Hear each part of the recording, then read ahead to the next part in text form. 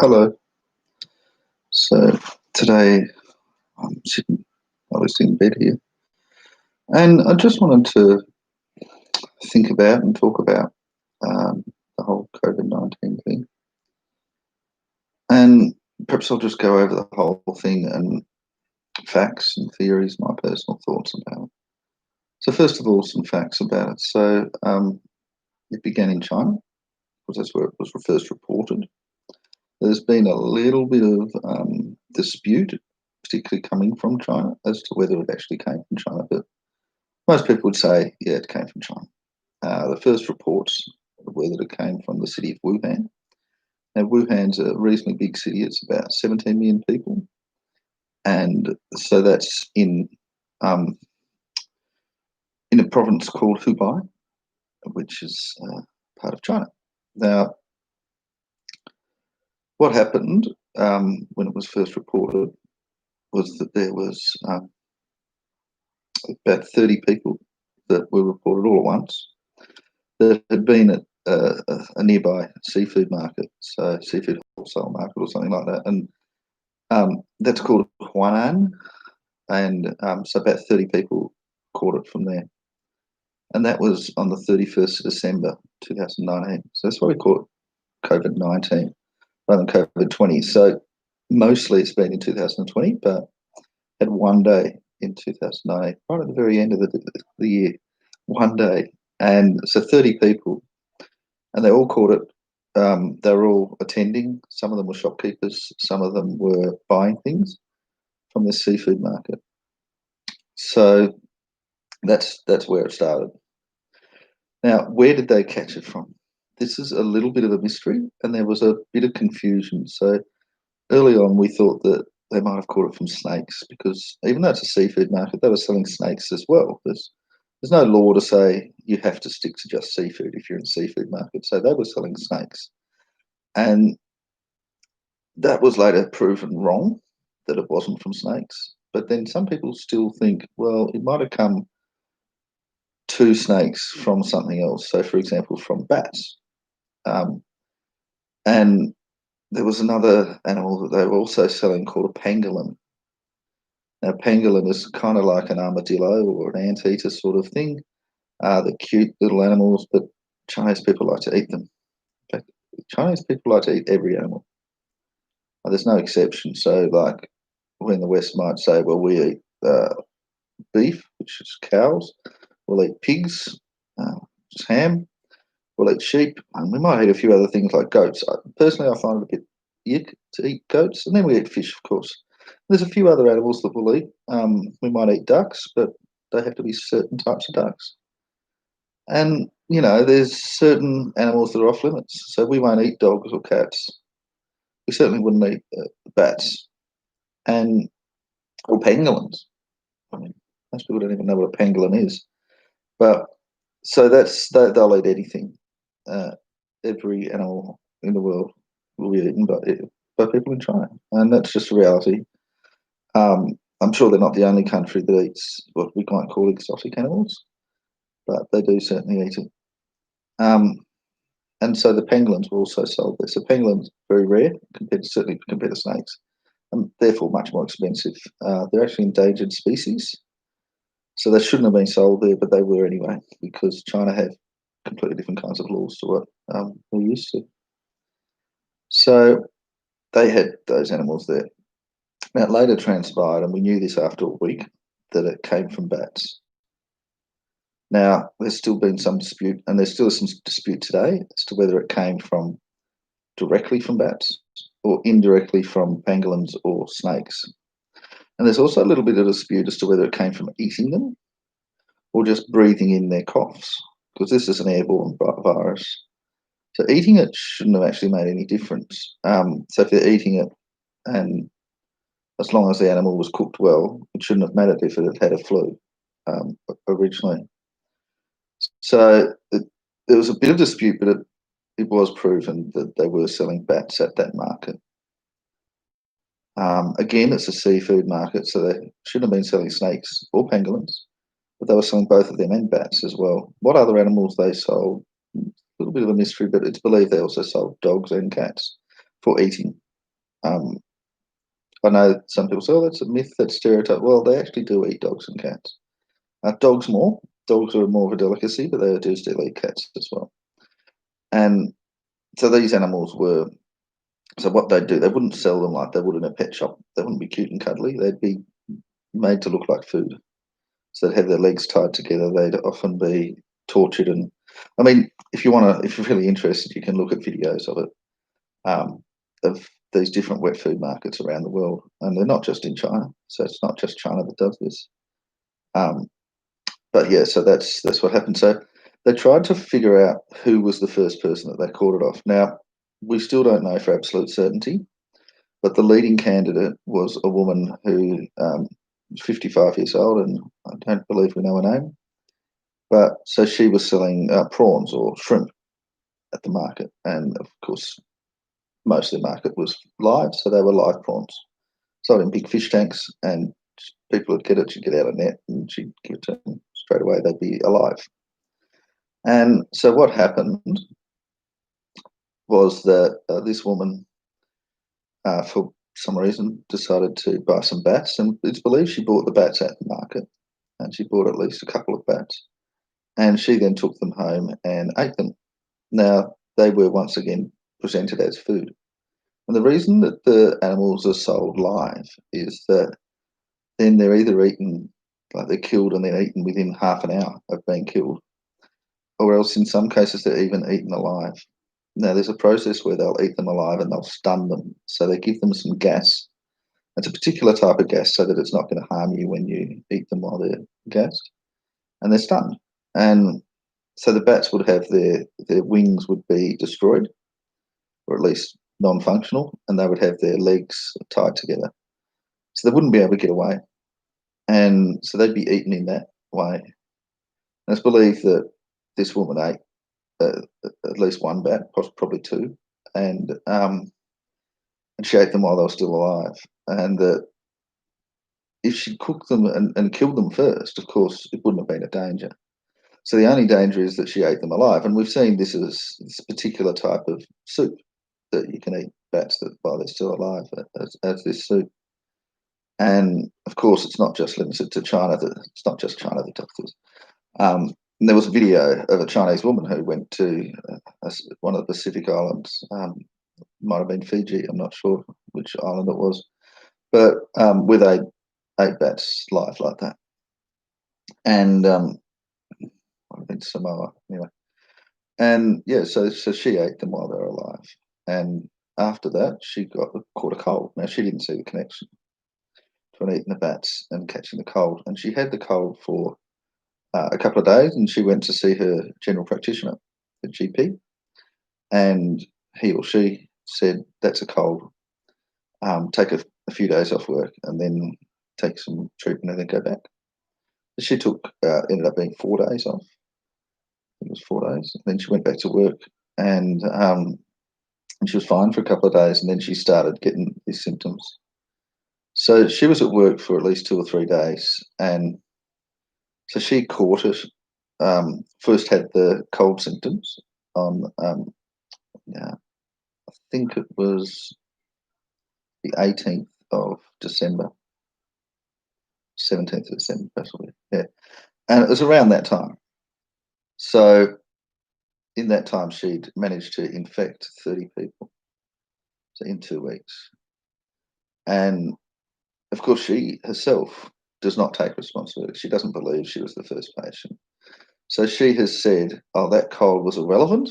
That was a coincidence." And she's been unfairly targeted for that, for having a cold coincidentally before she caught the COVID-19, and that she actually caught it off somebody else in the market from sitting on a toilet seat.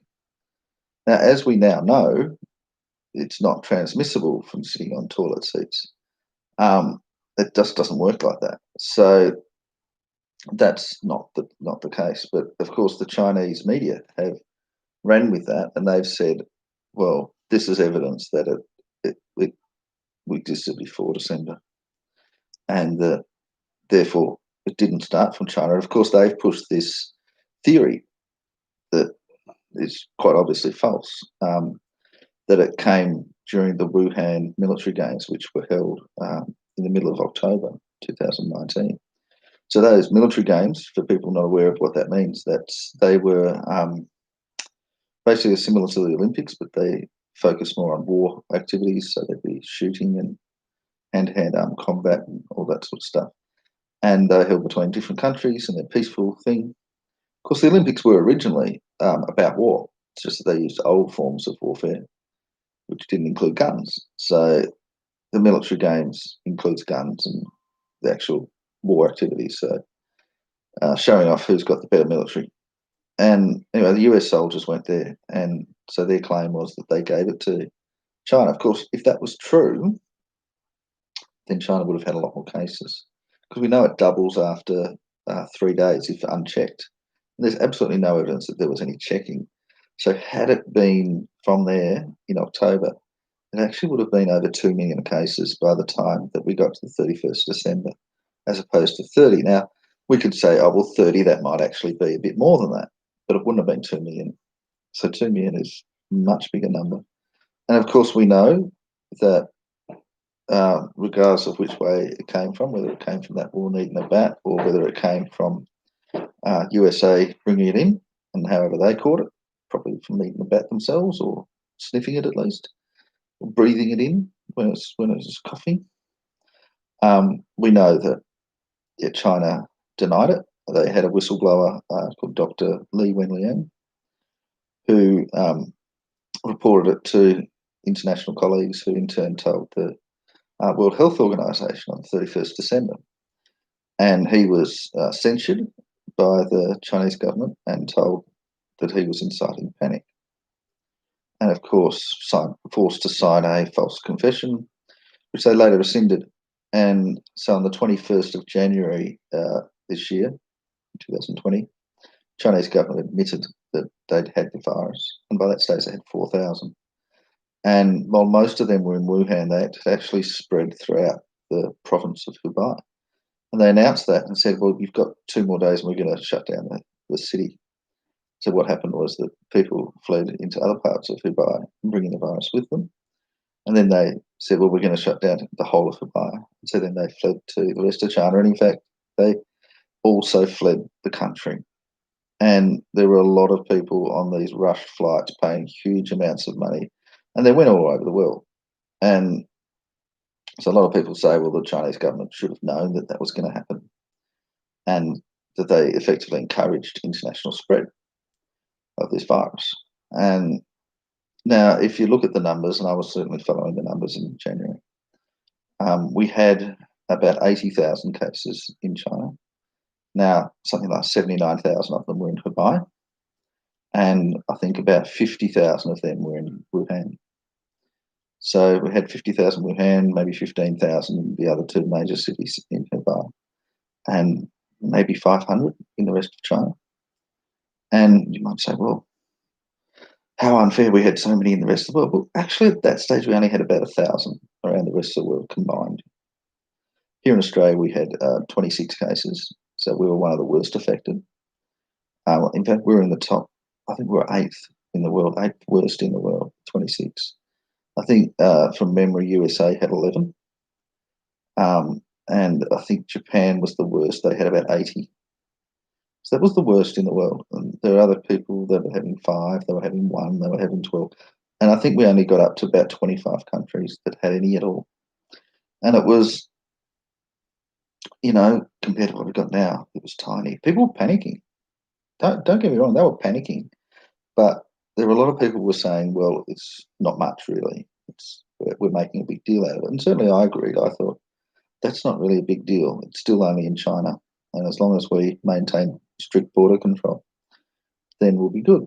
And we, as in most of the world, actually banned everything from China, while we really only really needed to ban Hubei. And that was certainly the case, because the rest of China wasn't really affected. But look, there was nothing really wrong with banning China, the whole country, but it was a bit overly precautious. And then, of course, we had the 2 smuggling operations.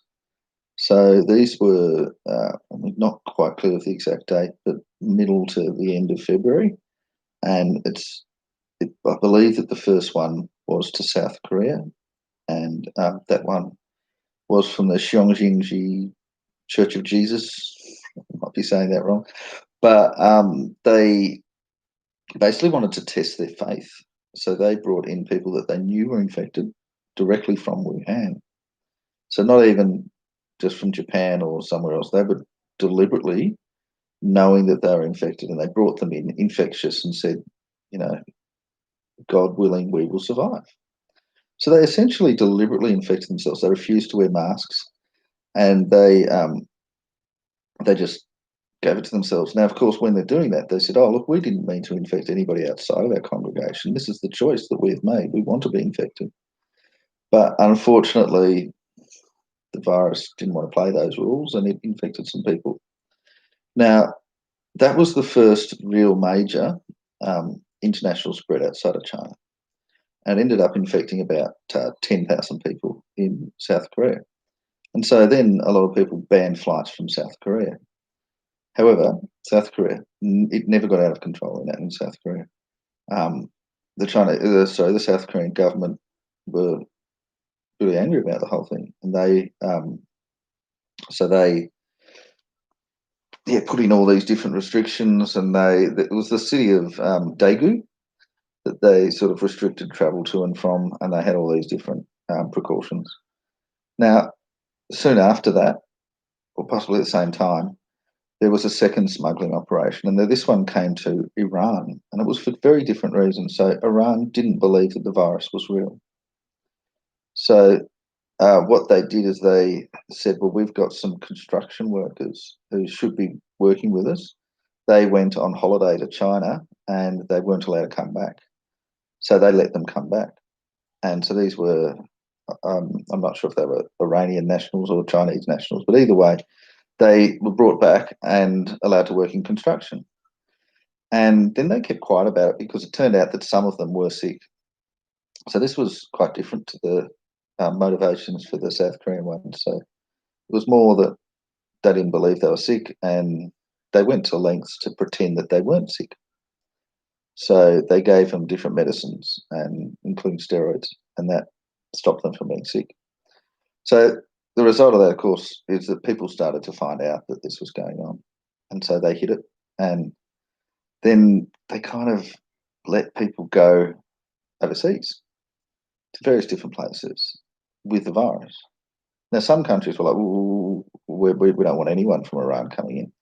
But other places were like, oh, no, that's just a lie. They're fine. And they came in.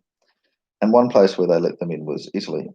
And so Italy were embracing people from Iran. Now, of course, there's some stories that Italy got them directly from China, but that doesn't seem to be true. And I know some people say, oh, no, but Italy and Iran don't like each other. Well, I don't care about that. The fact is that they let them come in. And Italy were similarly of the belief that the virus wasn't real.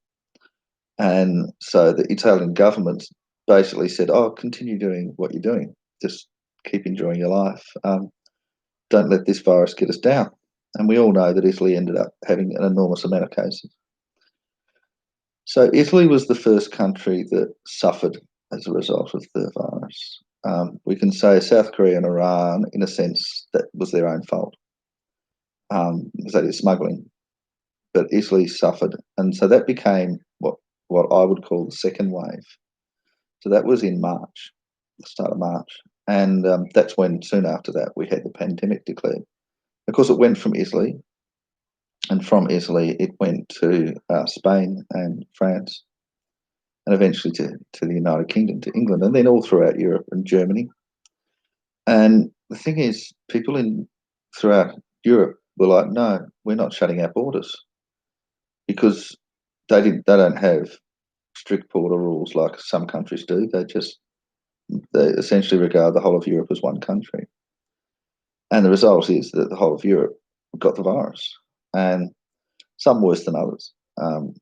Germany certainly were well prepared to deal with it, and they had a lot of cases, but they actually diagnosed most of them.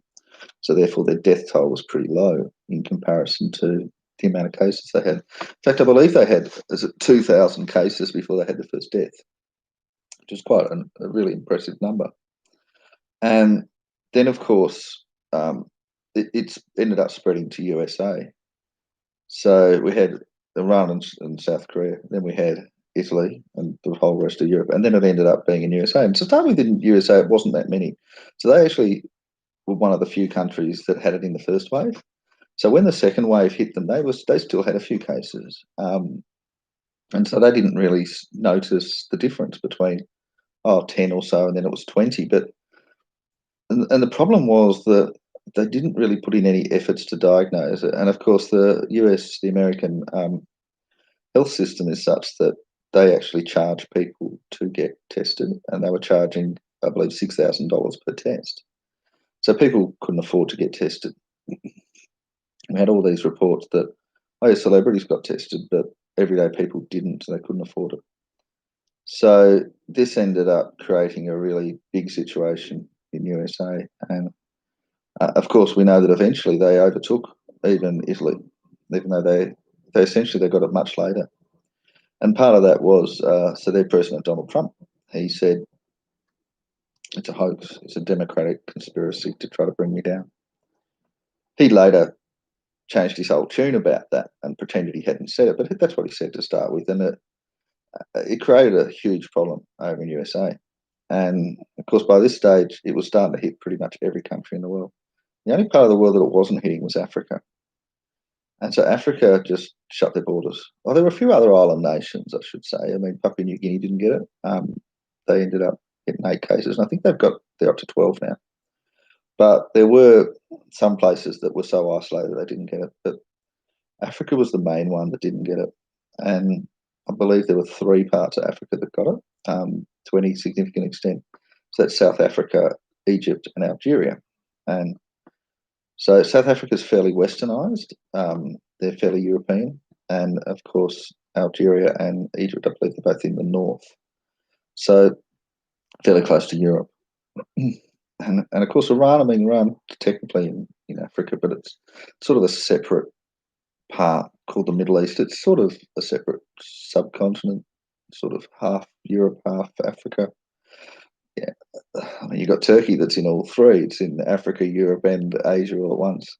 It's quite clever of them. But anyway, that's sort of in the Middle East as well. So yeah, it ended up spreading everywhere. I mean, here in Australia, we had our Prime Minister was saying, "Oh, look how good we've done. We've only got 26, 30 cases," and then they went and had people come in from Iran who weren't tested because they refused to shut the borders to Iran. They shut the borders to South Korea.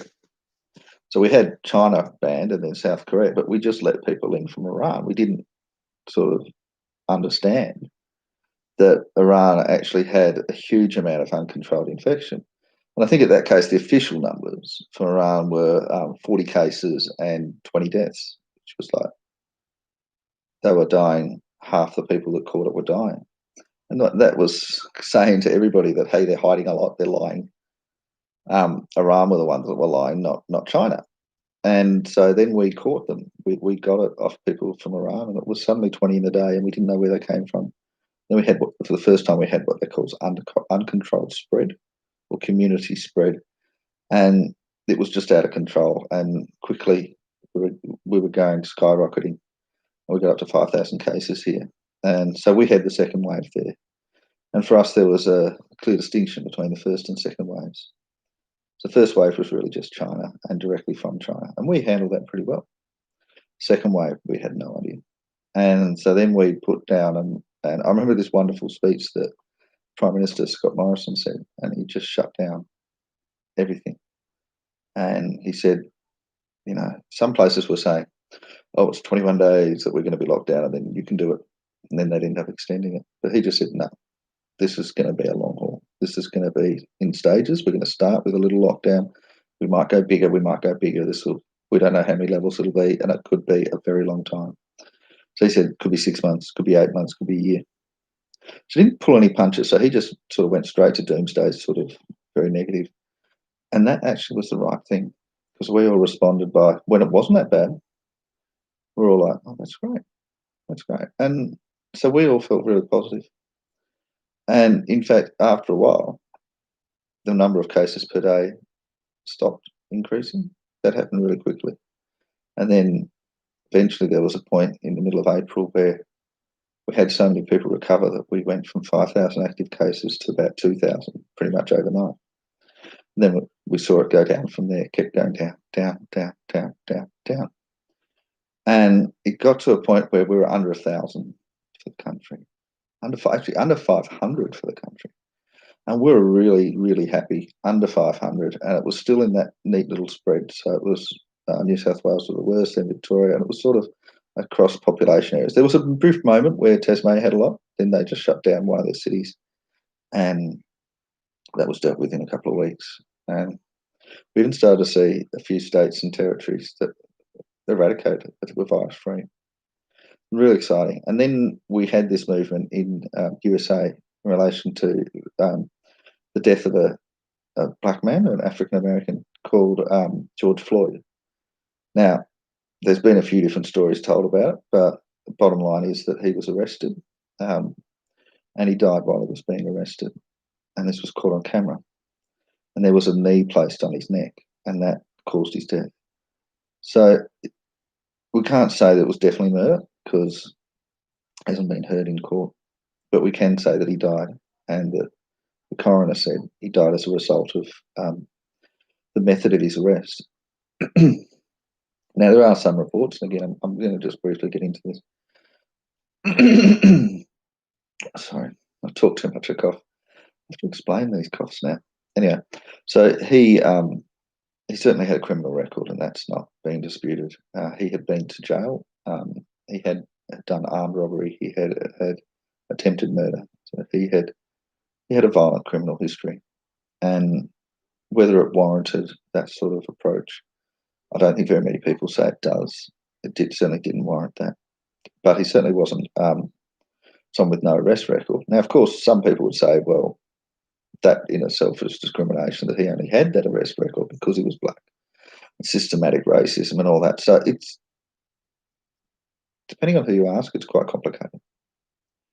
But anyway, bottom line is that, so he died after having a knee to his neck for 8 minutes, 8 minutes and 47 seconds, I believe it was. And some people said that he was killed only because he was black. Whether that's true, we don't know until the trial. And I think that based on what the prosecution and the defence have said, it wasn't actually race related at all. And there's really, so the defence argument is that he was just doing his job. This was a violent criminal, and he accidentally went too far and killed him, and he didn't mean to do that, but it was an accident. Now, the prosecution argument is that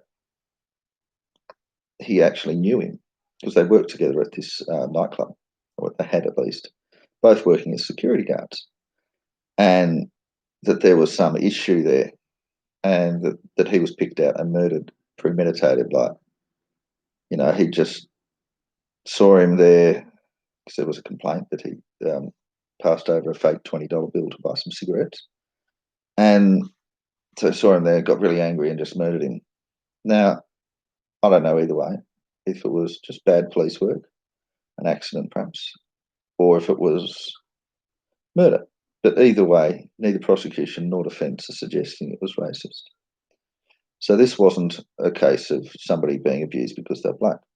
That absolutely was not the case. And I think we can say that really definitively, because when you look at prosecution and defence for any argument, that's sort of the scope of what possibly could be. So if you accept the defence line, it was just an accident, and perhaps some negligence causing death, a bit over the top, but nonetheless an accident. And if you look at the prosecution, it was murder. Now, perhaps the truth is somewhere in between there, but neither side are arguing racism. Now, perhaps when they get to the trial, they will, but it was more a community or media frenzy that suggested it was racism, and a lot of people have dropped that now. And then they talk about other ones that actually were racism, and there certainly are instances of racism. And we had one just before that involving a woman who called the police on a man just because he was black. And there certainly are racist things in there. course, the arresting officer of George Floyd, I think it was Derek Chauvin, he was married to a Chinese woman, or at least an Asian woman. She divorced him or filed for divorce like the day after he was arrested, and um, yeah, all the other police officers were arrested as well. One of them was Korean, I think. Another one was Hispanic, and making a bit of a mockery of the claim that it was a racist thing. And of course, it wasn't racist. It's a bad thing, but it wasn't racist. And so then this group called Black Lives Matter became involved, and um, so this group's been around for a while, and they haven't really had much importance in the world. A lot of people consider that they're racist. That Black Lives Matter are a racist group. They're kind of because their aim is sort of to get revenge on past negatives, which is kind of a bit like the big F feminism that we had, where they wanted, rather than wanting equality, they wanted actually to make up for the crimes of the past. And big F feminism, in a lot of ways, is blamed for destroying feminism and for making feminism a dirty word.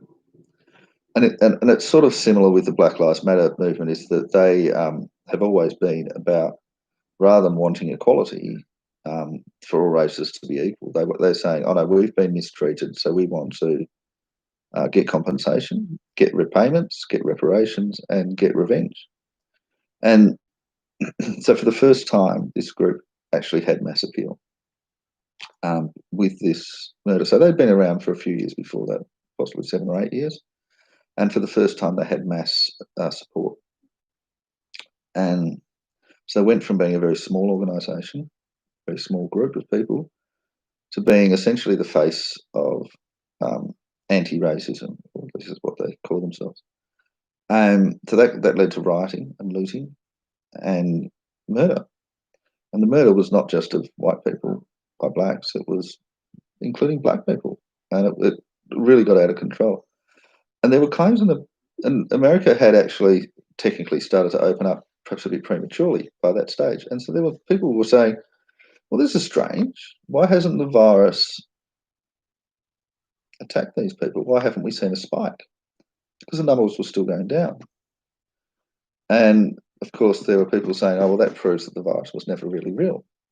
Because if it was, then this would have been extremely dangerous and would have led to a massive upshoot in cases. So this then became a bit of a movement around the world. And now, obviously, there had been African slaves throughout Europe. It was a little bit different to in America, but certainly, I mean, it started from England and France when they conquered Africa and then took slaves. Of course, before that, most of the slaves in the world had been essentially the same nationality as the people that enslaved them. So in Europe, they had white slaves. In Africa, they had black slaves. But that sort of time period in the 17th century, when England and France conquered Africa, was the first time really where we had African slaves, and it lasted for about 200 years. And of course, that happened to coincide with when USA was settled. So it was a bigger deal in America than anywhere else. But of course, they had black slaves, or African slaves, in Germany. They had them in France and England. Of course, they were the culprits, essentially, those two countries. They had them in Spain. They had them all around the world, or at least all around Europe, and not really in Asia. It wasn't really relevant for them. They didn't keep black slaves. Asians kept Asian slaves, and they still do, illegally nowadays, of course, because it's illegal around the world. But yeah, the concept that slavery was a racist thing is limited to that period of time. But of course, in the American consciousness, that's all that slavery is. It's a racist thing. So it's very different in that country or that area than it is in the rest of the world. And a lot of people misunderstood that, and they thought, Africans have always been enslaved, and that's just not true. I mean, for most of human history, Africa was the dominant country, and they controlled the world. If you're talking about the ancient Egyptians and all these powerhouses, the Ethiopians were extremely powerful for thousands of years. They were far more powerful than people in Europe, and and even in that same time period, there were people in Morocco, in Northern Africa, that kept European slaves. And of course, some of the Muslim groups did enjoy conquering parts of Europe and taking them as slaves. And so it certainly wasn't limited to being an African experience, but that's the American insulation, that they sort of don't really care about the rest of the world, and they just think that their truth is everyone's truth. So that became a bit of a thing, and so we even had it in Australia. Now, at the time, we were, of course, on our downward spiral, doing really well. And the only two places that had any active cases were Melbourne and Sydney. Oh, sorry, Melbourne being capital city of Victoria and Sydney being the capital city of New South Wales. We're the only two. They were the only two places where we had uncontrolled spread. In other words, where we had people that were infected that didn't know they were infected. So other places had people, but they were just stuck in hospital, and quite secure, not going to infect anybody. It was under control. They were all going to be virus free in a week or two. So Sydney were planning to have 40,000 people at their rally, and the New South Wales government said, no, you're not going to do it. Said the law on public gatherings is 10. 40,000 is a lot more than 10. We're not going to allow it. Said we'll allow it if you can have it as 10 and have different protests of 10 each. We're not going to allow 40,000. And so they went to the Supreme Court, and the Supreme Court ruled that it was illegal. Then there was a Court of Appeal, and they eventually allowed it 15 minutes before it was going to happen. So 1,000 people turned up instead of 40, 1,000. Luckily, none of them were infected, and New South Wales are today virtually virus free. Great. Melbourne didn't have such a Supreme Court injunction. They had 10,000 people turned up, and nobody went to court about it. The government wouldn't do it. They just said, no, go ahead. In fact, some people of the Victorian Parliament went to the Melbourne rally. As it turned out, two people who went to it were infectious beforehand. Now, they didn't know they were, but that was the case. That one of them wore a mask, the other one didn't. And so that therefore created the danger that they gave it to other people. Two people who went there caught it at the rally. That's all that we know of too, which is really lucky if it's only two. And then one of those two people who caught it gave it to four other people that he worked with. And that's it. That's it. Oh, good. Unfortunately, Melbourne's cases went, and we were down to 75 at the rally. Went down to 40 the next week, but then we went up, and we went up really quickly. So right now we're over 500. So you know how I was saying that Australia went under 500. So we're now up to 500 again. Now that's not the 5,000 that we were during the peak of the second wave, but this is a third wave, but it's only affecting Victoria, at least in Australia. The rest of Australia, they're fine. They're not affected by this at this stage, at least, and they shouldn't be, as long as they don't have their own. As long as they keep the borders shut to us, they're fine. Now, of course, the government have denied the link between the protest and the spike in cases. So, to put into perspective how big a spike this is, we went from 40 to 500 in 2 weeks. And that's after a general steady going down. And they say, and this is the stupidity, but they said, oh, it was because of a family outbreak. So there was a family outbreak, and this was in a place called Keilor. And this happened as a result of somebody who was working at Cedar Meats, which had its own outbreak. That was a company doing meat processing, and that started from somebody that turned up while they're infectious, and they refused to take sick leave because they weren't paid sick leave because they were a temp. And they then infected 60 workers, and who in turn infected, I think it was 50 other family members, so 110. So one of those people who was affected lived in Keilor. He gave it to his, I think it was his younger sister, who he lived with. And then it ended up there were 32 people in that household, not living in the same house, but living across 8 houses in 8 different suburbs. So that was the idea of the hotspots from this family. So there were eight suburbs and households. And yeah, so that was the cause of that.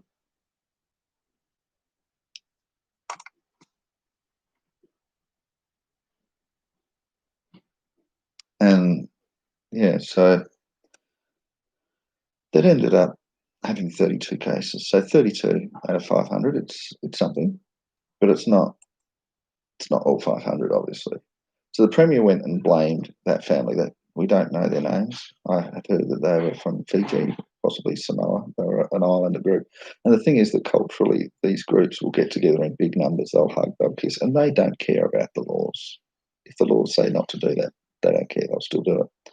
They like to drink on the front lawns. And there's certain cultural elements of that that's just a part of how they've always lived. And it's really difficult to break from that culture just because there's a law right now. They don't care about that law. They're just going to do what they'd always do.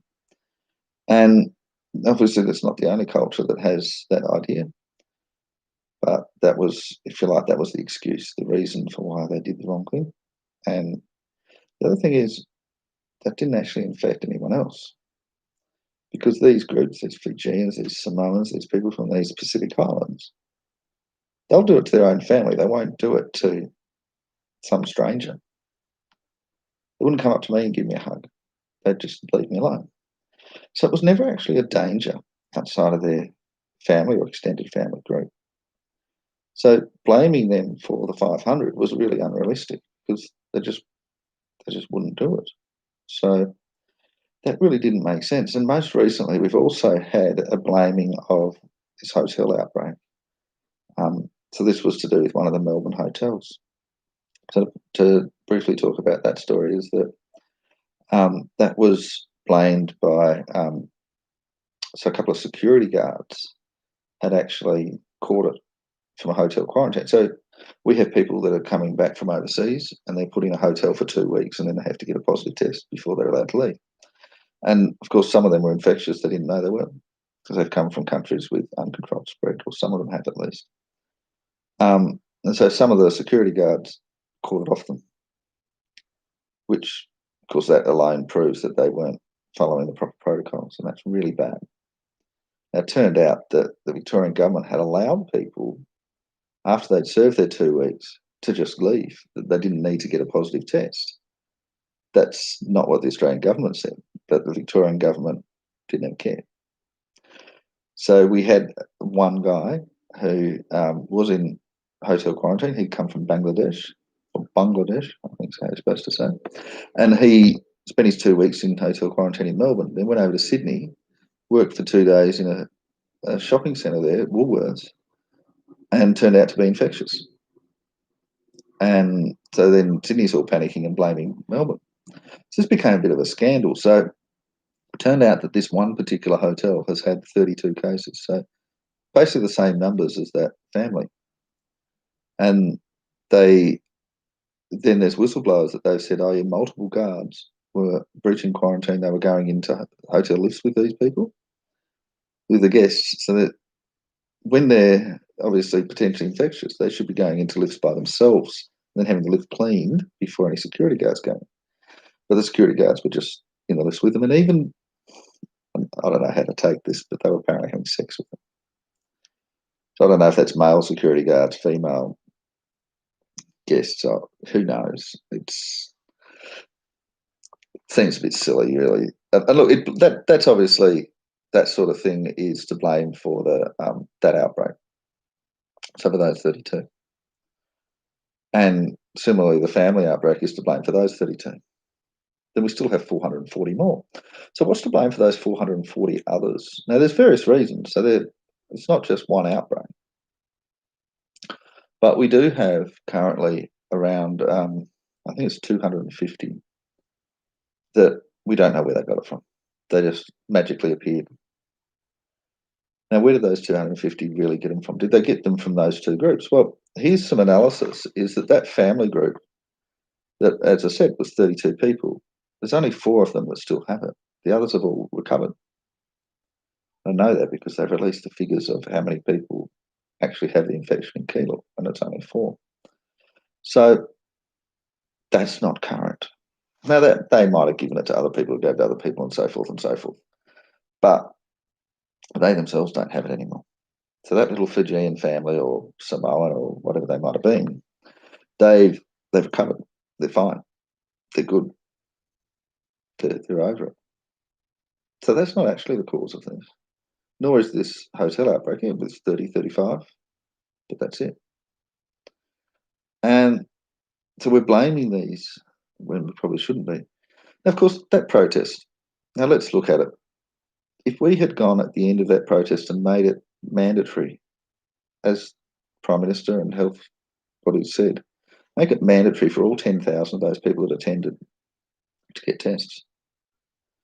If we'd done that, I don't know how many people would have been, of course, perhaps there would have been just the 2, plus the 2 that had it when they got there, so 4.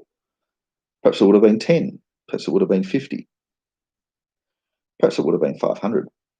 Probably wouldn't have been 500 just from the 2. But look, we do talk about super spreaders, and they can spread it to 30 or 40, and they were in close proximity for 2 hours. So 2 people could have given it to 30, 40, 50, quite easily, 70 even. Probably not 500, but, then those people give it to other people. And of course, we know with our restrictions, 70 people give it to another 70. Then those 70 give it to another 70. And so we're not having that doubling over 3 days sort of thing that we had when it was uncontrolled, because we do have control measures in place right now.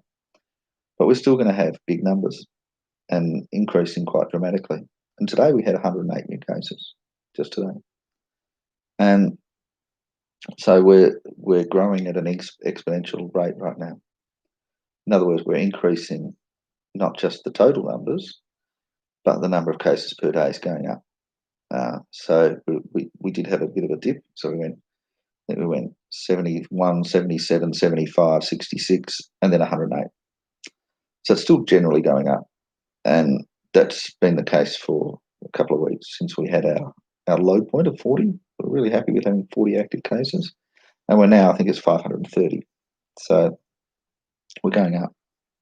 And there are people being recovered as part of that. We've only had 1 death, thankfully, in those last 2 weeks. But the numbers are saying we're probably going to get a few more. And that's sort of what's likely to happen. Now, most of the people that are catching it at the moment are younger people, because they're the ones most likely to catch it, and also least likely to have bad symptoms. So our state government has decided to lock down what they call hotspots. Now, originally they said there were 6 shires. So shires are, some of them are cities. They're areas of, I don't know, 50,000 people or so. And they're local government areas, so they have their own city council or shire council. And they'll have perhaps 10 or 15 suburbs. Some of them will have 25 suburbs as part of that shire. And so those 6 shires were said to be worse than everybody else. So all the other states then said, well, we don't want to have anything to do with these hotspot shires or these bad shires or these bad suburbs. And so if you were from one of those areas, you were ostracised and you couldn't go into state. I mean, they were talking about opening up state borders, and they're saying, well, we'll open it up for everybody except for those shires, except for those suburbs. And then later on, they talked about suburbs within those shires. And they ended up deciding to do 10 postcodes, which is 36 shires and about 400,000 people. So the 6 shires actually represent over 1 million people. So we've now got 400,000 people, and they're in shutdowns. So this is stage 4 lockdowns. This is more severe than we've had even in March during the second wave. So this is definitely a third wave. There's no question about that. Because it's not been called that. It's been called a spike, or upswing or something like that. But anyway, so these people are not allowed to leave the suburbs, and they're having testing. Now, you'd think it'd be mandatory, but apparently most people are just saying, no, we don't want to get the test. So they're going around with these people giving the tests, and a lot of them are just saying no, which is not helpful. I mean, I don't understand why they don't pass a law that passed all these other laws. You get a fine if you're gathering in more than 10. But of course, even if, and I think realistically, we have to say that those protests or that protest did cause this. But even if it didn't, we've got to say that I mean, it caused a change of attitude, because if you've got people allowed to gather in 10,000, why can't we gather in 20? How dare you say to me this restriction that I have to have 10 or less when you've got one of 10,000? And there's this argument that says, oh, the virus doesn't spread very well in big groups. Well, then why do we have all these bans? Why can't we go to the football then if you're allowed to go to that? If you're allowed to have a protest of 10,000, why can't we have 10,000 at the football? Why can't we have a concert with 10,000 people? Why can't we get together with our family of 12 people? Why can't we do all these other things? And it created the wrong attitude. But of course, I do sincerely believe that that protest did actually directly cause things. I think there's no doubt about that. How much it caused, we don't know. All we know is that there were 4. That's all officially we know, that there was 4. There was 2 that had it to start with and 2 that caught off. That's all we know, that there's 4. I don't think it really is 4, but how many is it? I mean, I'd guessed about 40 or 50, but it wouldn't be all 500. But those 40 or 50 might have given it to another 40 or 50, who might have given it to another 40 or 50, and so forth. And I don't know the numbers, and we won't know now because it's too late. If we'd said to them, all 10,000 of you, you have to get tested, and you're not allowed to go anywhere until you return a positive test, it'd be fine. And had they done that, we could have put these in. The problem is it creates this difficulty in convincing people to do the right thing. And now they're not even having mandatory testing. So they're having testing, but it's optional. Well, how does that help? So that means that people can have it and they just refuse to do anything about it, and everybody's locked down because they refuse to do anything. So, yeah, and now today they said 2 other postcodes or 3 other suburbs are now in lockdown as well. So as of midnight, so they've got an hour more, and then they won't be allowed to leave. And so that's Flemington, Kensington, and North Melbourne. And so where I am has no cases, but I've been told I'm not allowed to go to work because I'm fine. I'm not in lockdown, but I'm not allowed to anyway. It's just what they decided. And yeah, because I'm not driving, I suppose, which is not a recommendation at all, but they just decided. And that's just what they've done for a few people. I've had people say, oh, you should get tested. Well, why? I've got no symptoms. I haven't been ordered to. I'm in a place with no cases. I can if I'm required to, and I will if I'm required to. But it's not. It's not a requirement. It's not a. Yeah, and like I think that you've got to also say, look, let's have the tests where they're needed. I mean, I've never had the flu. I've never had the cold. I'm tested being immune to coronaviruses. It's not my belief. That's a test. And some people get confused about that and they get quite aggressive and ignorant. But there are people who are immune to this. And we know that it's about 80% of people are immune to COVID-19. We don't know which 80% they are. I can't guarantee that I'm in the 80%. I might be in the 20% who can catch it. We don't know, but it's probably more likely that I'll be in the 80%. I'd say my wife's probably in the 20%, but we're guessing a little bit. Certainly, if I had any symptoms, then I would get tested. Or if they said to me, they knock on my door and they say, hey, would you like to have a test? I'd say, sure, go ahead. But yeah, I mean, they're obviously overworked. I'm not going to just go there just to waste their time. When there's makes no difference to anybody. You know? So yeah, there's been There's quite a lot of nastiness about this, and right now people are turning on each other. We have the other states that right now hate Victoria, particularly people in hotspot suburbs, and it's obviously not their fault. You could say, "Oh well, that family, it's their fault. That hotel, it's their fault," and you can say there are people who've done the wrong thing, but it's not like all 400,000 people in those suburbs have. Why are they suffering because somebody in their suburb has caught it? And if you caught it, it's not necessarily your fault anyway. I mean, you're probably trying to do your best, and somebody else that came by you coughed in your face or something. Like, how's that your fault? But I actually agree with having the lockdowns, the ones that we're doing now, as compartmentalising it. And so what I think will happen is that we will do this month of those 10, and now there's 3 or 2 other postcodes. So and they'll do their own month, and of course that's a different month, so they'll end a week later, and we'll do rolling ones. So we'll probably find that there'll be other suburbs will join them, and over time, and when they get over a certain threshold of how many cases, they'll be locked down. And I think that's the right thing to do, and we'll keep doing that until nobody has any cases, or nobody has a lot of cases. But I think that we need to change our attitude about how we're talking to each other about this, because we shouldn't be blaming each other for it. I mean, we absolutely should blame the Black Lives Matter protest and the organisers there. I think they should be facing criminal charges, certainly in Australia, certainly the ones in Melbourne. And I think that we could probably even put something along the lines of a murder charge against them. I mean, if people die because of this, I think that's a reasonable thing. And they do have that in South Korea. They've got, and I don't know how the trial's going, but they charged that South Korean church with murder, with mass murder. And I don't know if they've been found guilty, but that's a reasonable thing. They should be doing that. And so the third wave, this third wave is happening around the world. Now, there's some countries that didn't do protests, and they're still getting increased cases. So, for example, in India, so India didn't do Black Lives Matter protests, but they're still increasing slowly.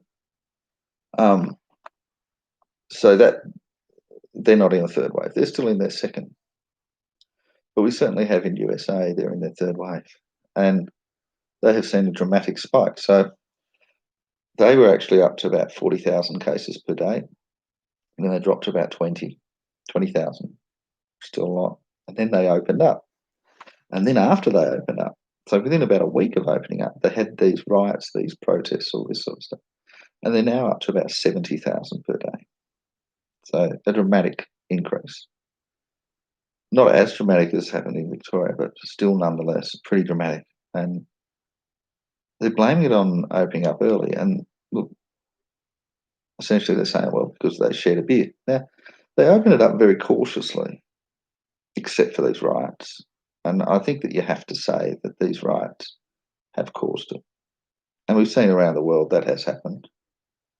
Now, some places were still generally going up anyway. And I mean, Africa, which I talked about before, still got pretty low numbers, but they're still on the way up in many countries in Africa. And you got Brazil, they didn't do any protests. They're still on their second wave. But then you have this third wave, certainly a third wave in USA, and it's a third wave here in Victoria, in Australia. And other countries have had a third wave. So the third wave, the difference between the third wave and the second wave, and they're happening at the same time as each other, is that the third wave is for countries that had already mostly recovered from the second wave, but then had idiotic protests. And I don't want to get into whether they should have had those protests, because it was a worthy cause. People protest for all sorts of reasons all the time, and you don't have to necessarily agree with them. The issue is not whether the protest was valid, because that's irrelevant. We have protests normally in Melbourne every week. Most people don't agree with most of them, but it doesn't matter. But you don't go around banning them. So this protest should have been banned. It was banned in Sydney. And they tried to do a second protest after the first one. and that was banned as well. So they didn't have that 40,000 protest. Never happened, thankfully. But yeah, it should have been banned in Melbourne. Now, I've got no problem with it happening in Brisbane or Perth or anywhere else where they didn't have any virus. But the issue was here in Melbourne. And I don't think there's any doubt that that caused this. And I don't think there's any doubt that caused it in America. I mean, you've got the logic that it should have caused it. And then you've got the logic that they did see a massive upswing of cases. And I think what we've done is we've become a bit political with this because some people are saying, oh, that's a conspiracy theory. No, it's not.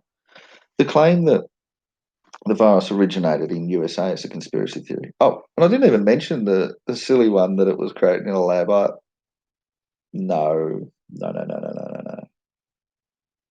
no. No. It's, I mean, I have argued it, but it seems as if the more I argue it, it makes it seem more genuine, and it's not genuine. And I mean, I know that people can create viruses in labs. Yeah, they can. It's absolutely possible. But they didn't. This is just a normal bat flu. And I won't even get into why we're calling it coronavirus when we should be calling it influenza. But influenzas are coronaviruses, so are colds. Colds and influenzas are both coronaviruses. Coronavirus is the umbrella term for all types of influenzas, and there's thousands of types of influenzas and the common cold. There's apparently a few types of common cold as well. But what we're encouraged to use the word coronavirus to indicate ones that have mutated from animals. So in bats, this is called bat flu. Wow, what a big deal. Doesn't have a fancy name, it's just bat flu. There's many types of bat flus. So the one that caused SARS was horseshoe bat flu. The one that caused MERS was Egyptian tomb bat flu. So, and this one is fruit bat flu. So this is fruit bat flu. Go. So there's three types of bats that have caused coronaviruses, if you want to use that term, in humans, but they're actually just really unusual human flus. So they're particularly unusual because we're not used to them. If our immune systems were used to them, they wouldn't be any more dangerous than any other type of flu. And this is not to say that flus aren't dangerous. Flus kill people, kill at huge numbers, and we don't have vaccines for them all. We have for the common ones. We get a flu shot, and we have cures for the common ones, but the less common ones, the ones that come from animals, and obviously we're not bats, so our immune system is not designed to deal with it. So bats would still die from bat flu, but in fairly small numbers because their immune system is used to it. So, but our immune system isn't, nor our medicines, and that's why it's so dangerous because it's come from animals.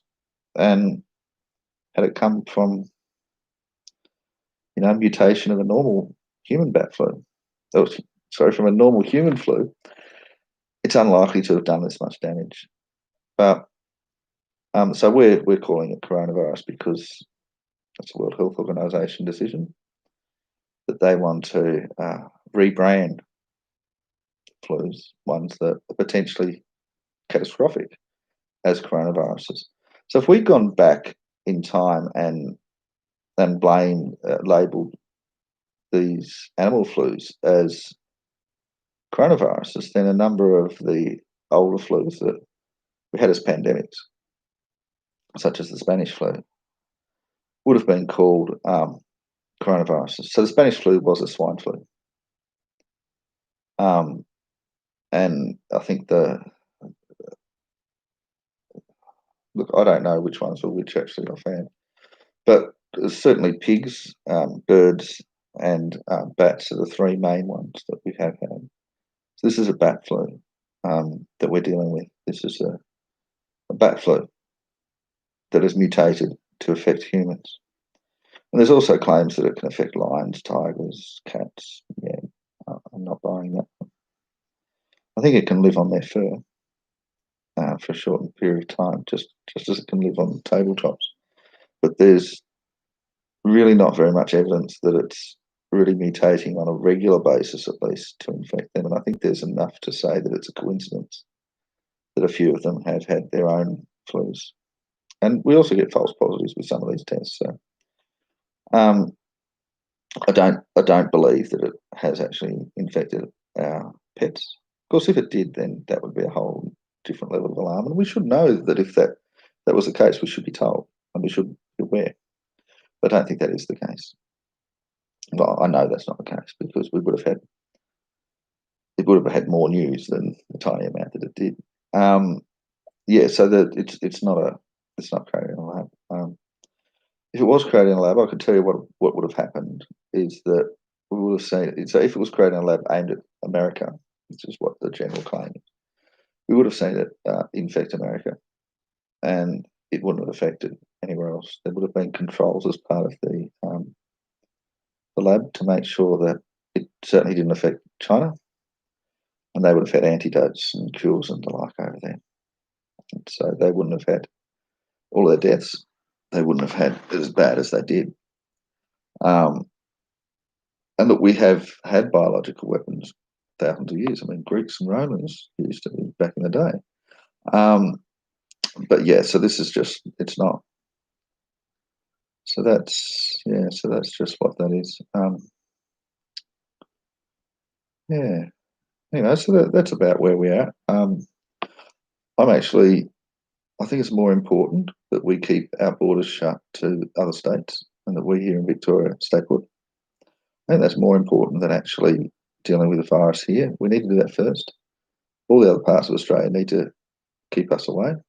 And I think until we've got it contained here in Victoria, we need to stop international travel as well. Um, so, yeah, and I think that these rolling lockdowns need to happen, and we need to keep locking down more postcodes. And eventually, look, if it does get to the point where everyone needs to be locked down, then we need to do that. Whether it's for a month or however long it needs to be, and just stay in your house. And if people do, have hardship from that, then we can deal with that. So that's what we need to do. And I mean, I'm still, in a place where I believe there's no cases. I think the nearest case to me is 10.9 kilometres away. But I'm in a shire that has cases that's considered to be one of the 6 bad shires. That's why I'm not allowed to work. So I'm not actually in lockdown. I can actually go to Sydney if I wanted to. But some people became extra precautious about that. They took extra care, and we might eventually go into lockdown. Who knows what that might happen?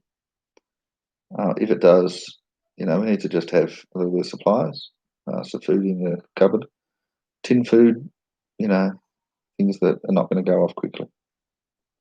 Long life milk, perhaps, if you need some milk. And yeah, and that's what we need to do. And it is a scary thing, but we also should be reassured of some facts about it. One fact is number one. So these are the things that should keep you feeling comfortable. Number one, 80% of people are not going to catch it, no matter what happens. They could be coughed, spat on, injected, whatever. They're not going to catch it. 4 out of every 5 people are not going to catch it. So chances are that if you're watching this, you're probably not going to catch it, no matter what happens. Second thing is, 88% of people that do catch it are getting such a mild version of it that they don't even know they've got it.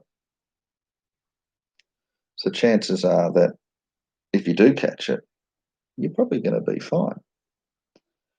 Number 3, if you do get it and you get a proper version of it, it's only a 5% chance that you're going to be in what they call a critical condition, meaning that you're a chance of dying. And this varies with age. And there's some other couple of issues that make that more likely. So 5% chance that you are, so if you catch it, only a 5% chance that you're going to be in a critical condition at a risk of dying. If you are in that risk of dying situation, you need to go to hospital. And in fact, if you catch it with any symptoms at all, report it straight away. Go get yourself tested, in fact, and go to the hospital, and safety first. And even if it turns out that you just ate some bad curry or just go there. We're getting better treatment all the time. So not long ago, we didn't know what worked, and there were the theories that it was remdesivir, chloroquine, and hydroxychloroquine, and we now know they do all work. Remdesivir is still the best. There's been a few people for political reasons that tried to say that it wasn't, but remdesivir is definitely the best treatment. In certain circumstances, hydroxychloroquine is better, and we have other ones out there and other treatments. And I heard of one, dexamethasone, or I can't remember what it was, but there are a lot of different treatments out there, and of course, people that don't know, there is still the homemade remedy that does work reasonably well, and that was Herceptin and zinc. So you get any food with Herceptin in it and any food with zinc in it, eat them at the same time, and you have a chance of being cured. Now, I'm not saying that's going to work every time, or that's going to work for everyone, but there are different treatments that are going to help. And that's, by the way, you can check it, that is not in the list of hoaxes. It's just simply not. Wikipedia has a list of 200 different things that just don't work. That is not on the list. That's one that does work. Now, I don't know the percentage cures. It's probably not very high, but it's not going to kill you either. It has very low side effects. Madagascar, of course, they released their COVID-19 cure, and other places have released theirs. And there's different opinions about how good they are, but we know that there's hundreds of them out there. We know that there's hundreds of vaccines. So all this talk about the search for a cure, the search for a vaccine is rather dishonest. It's more a case of making them safe, because the reality is this kills so few people proportionally that our immune system is going to be a better cure than most medicines are. And this is one thing we have to be reassured about, is that these death rates we have right now are going to get lower over time, like proportionally. We are going to get, our immune systems are going to develop and adapt to this. Perhaps not every individual, but as a group, we're going to do that. And we're going to get towards this herd immunity. It's never going to kill every single person. There's going to be this stage where, as a group, we're going to have everybody who could catch it has caught it. And the virus has nowhere to go. It'll just be like going into brick walls and just going. The virus can't cope. It can't survive out in the air for very long. And it just dies. And yes, it's replicating itself like crazy. But when somebody coughs, if it coughs and goes to somebody that's immune, it's dead. Let's say you've got one person and they have the potential to infect 100. If 100 of those people are all brick walls, all immune, there's nowhere to go. It just dies. And so that's the thing. Like, if we're all vaccinated, that would be the case. But even without the vaccine, we know that 80% of people are immune, and we also know that once people catch it, they are immune. All right? And there are some exceptions to that. There are some people that are vulnerable, biologically vulnerable to it, and they're not going to be immune. There are people that have compromised immune systems, they're not going to be immune. And there's various other reasons why they're not, but most people are going to be immune after they recover. And yeah, there's talk that some people, unfortunately, get their body so damaged from having it that they're vulnerable to other conditions. And that is an unfortunate reality. And that's why we're working on better treatments to try to deal with this. I mean, I did say early on, and I disagreed with lockdowns, and I'm still. Look, I'm willing to go with what our government's got. I'm not going to dispute it. I don't think there's any point to that. And time will tell when we analyse this at the end whether we should have gone into lockdowns or not. Certainly, I know from a medical point of view, going into lockdown is a good idea. However, from a financial point of view, it's a stupid idea. And we know in some parts of the world people are dying of starvation because of it. It's also, it's not just starvation, and that's probably not really a major factor in Australia, but we also have the mental health issues, and we have the fact that you're impoverishing the entire country. if we kept things open, we would be able to continue on with our normal lives. And a certain proportion of people would die, but it wouldn't hurt us beyond that. And right now, it's so multi-layered that we're not really accounting for what things like coronavirus panic, which is not just affecting the person that's panicking, but they can infect, they can hurt other people. And it's creating all these so complicated situations that I think we'll probably find that in retrospect we shouldn't have locked down at all. I think we'll probably find that. However, since we have locked down, we may as well continue with it. There's no point doing it half-assed and just do a little bit and then don't do the rest. We need to continue with this. And look, it has worked really well in Australia until the third wave with Victoria. It's on 500. That's already at a stage where if it gets much more than that, it'll be worse than the second wave. So Victoria's peak in the second wave was 900. We're in 882. So we're currently on, I think, 530. So very close to that. And that's 2 weeks after we're on 40 because of these protests, of course. Not officially. Officially, it's because of people hugging us, because it's family that hug too much. It's because of these security guards that had sex with people. That accounts for 30 each out of 500. 60 out of 500 because of that. 440 of those 500 are probably because of the protest. And anyway, whatever the cause, let's not get too much into that. But yeah, so it's certainly, it's a third wave. And if we have 100 per day, as we had 100 today, then in 4 days, we'll be at the level that we're at the worst part of the second wave. In 4 days. So it's Saturday today. So it'll be Sunday, Monday, Tuesday, Wednesday. So by Wednesday, we'll be at our worst ever level. And if we look at the level that we would have, the most we could have, Victoria has a population of 6.9 million. So if we're looking at 20% of them could be infected, that's about 1.38 million. That could be the level. So we're currently on 500. It's a lot less than 1.38 million. It's more than 2,000 times less. So we could have 2,000 times as bad as we are now. And that is how bad it could get. And that's without opening up our borders to the rest of the country. It's 2,000 times that. We could have 1 million people. We could have 1 in 5 people walking around with the infection. And that's what could happen. And if that does happen, we'll be seeing a lot of people die. Because we have taken the strategy of the lockdown strategy. And that means that if we do get anywhere near that level, 1 million cases at once, we will have people dying not just of the coronavirus.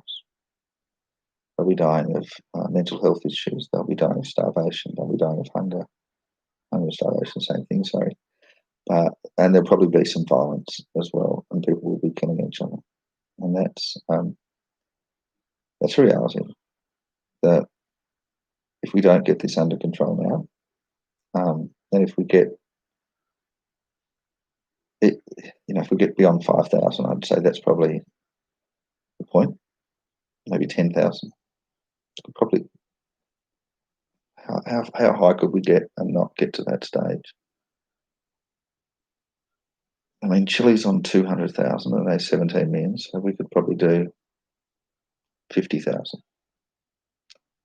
All the way to 50,000, maybe even 100, and still be reasonably okay. I mean, I hope we don't get anywhere near to that at all. And I think, realistically, if the rest of the country are virus-free, they will at one point just insist on helping us out.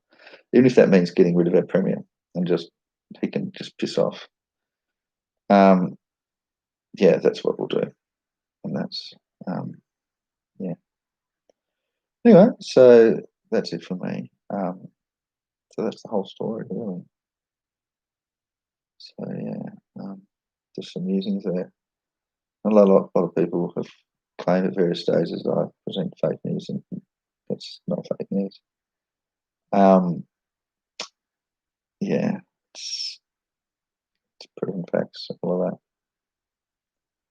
And trust me. Yeah, so there are. I mean, I've got no reason to lie about any of this. I've got no views. It's a live stream. Nobody listens to this. Um, it's not for money. It's not for power. It's just, you know, I don't even know what I'm doing this for. If someone will look at it later and go, "Oh yeah, you're right. I mean, I've been right about the whole thing, the whole way through." Sometimes I wish I wasn't right, but because it's unfortunately nobody listens. But that's just the reality. You know, we'll see this through to the end, and what it looks like on the other side. Yeah, I mean, I can predict things.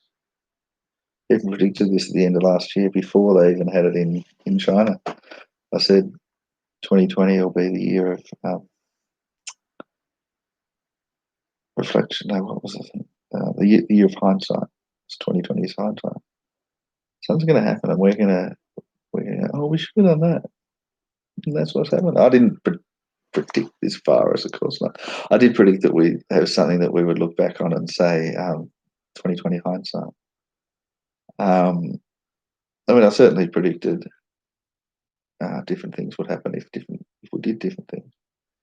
Um, I didn't think that we would actually ever have the second wave hit us because I thought we could avoid it.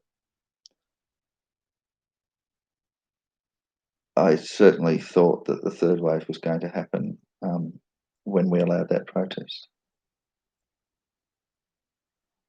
and it gave me that sinking feeling that like, don't do this. Don't. It was the same as when we had with the second wave with the people coming from Iran. I was like, don't do this. Even the first wave, when we allowed people come in from China, and we didn't really deal with it very well. So each wave has been caused by mistakes.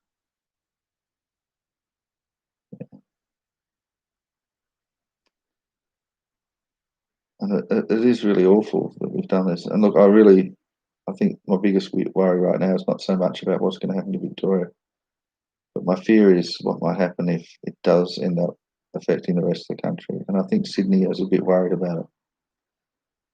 It'd be terrible if they got what we've got. We want them to be good. I want them to be good at least. I don't want people sneaking across the border. So that has to be our top priority right now.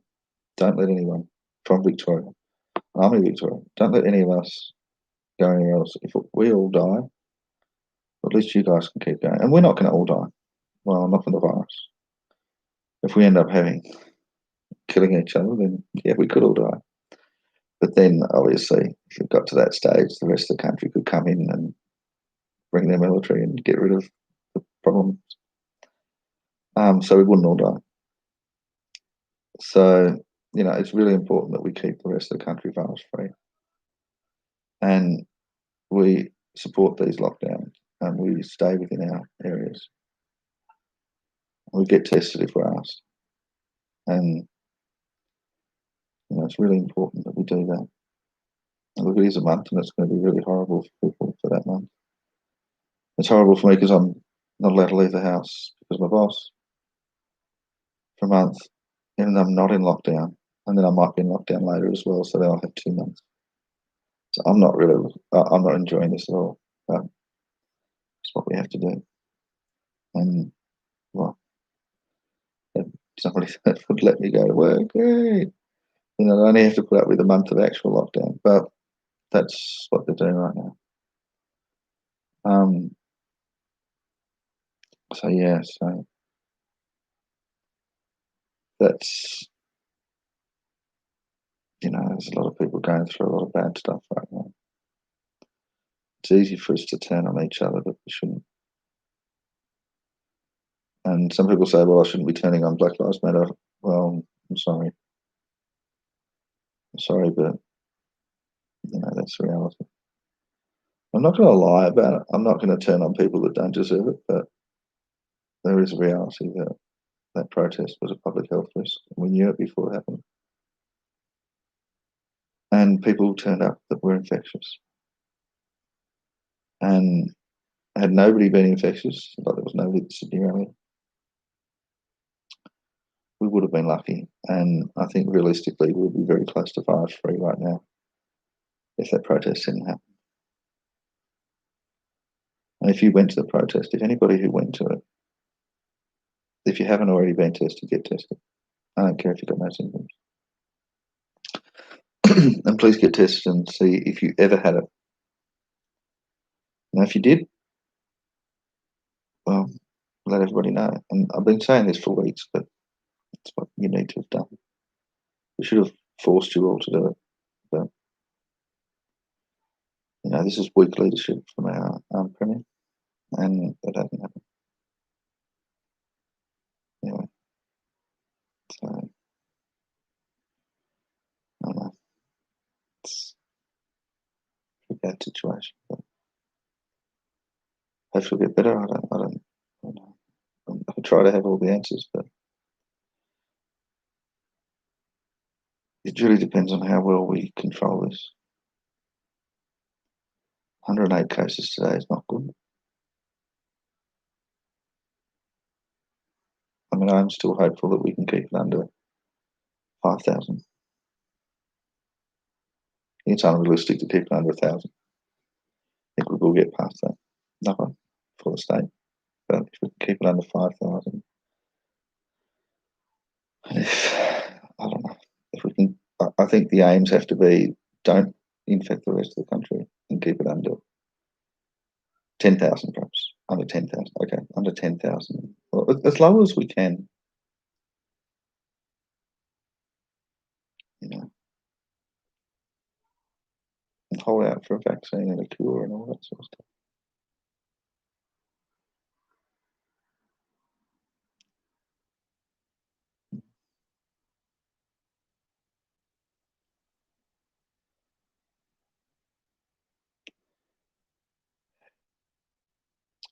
I probably should end this. Probably no one's going to watch something this long.